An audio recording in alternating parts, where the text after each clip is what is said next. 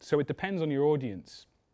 And value has two equations to it. It's what they want when they need it.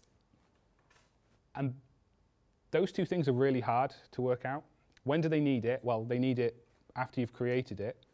What do they want? How do you find that out? Well, you've got to do that before you even know they need it. Just to remind you, the audience wants to be educated, they want to be informed, they want to be entertained, or they want guidance.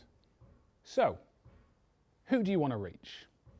Now, I'm guessing that you've already done a little bit of kind of like profiling over the 2 days. You'll be thinking about kind of like your market, who is your audience, who do you want to reach? But I actually went on a BBC workshop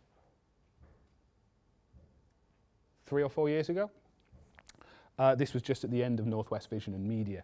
And one of the things they said, and I was stunned by this because I'd done a little bit of marketing at university, and I thought it had to be really in-depth research. The BBC seem to not think like that. They just want to kind of like get a flavour of the people they're trying to reach. They don't want specifics. They want nice personas that they can target stuff at. So when you're thinking about your market or your audience, try and create 2 or 3 personas and literally try and create these characters.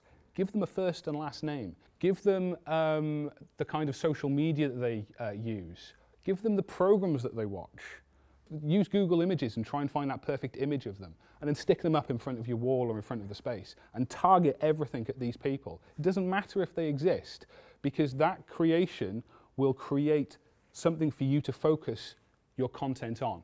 Now, this could work for your projects. I know it definitely works for marketing content. So you also need to know where these people are and what these people do. Because people buy from people. So if you are a university, say you're a university student starting out, chances are, I'm not going to make a generality, you have no idea what a single mother with 2 kids actually does or wants. It does need to be something you connect to. But you can always ask, you can always find out, even kind of like just go on Mumsnet or something like that and just kind of like find out what's going on. This is market research. This is stuff that you can actually find out about that's available online. And mentioning Mumsnet, Mumsnet is kind of like one of the best hubs if you want to target mothers, be they single or kind of like as part of a traditional family unit.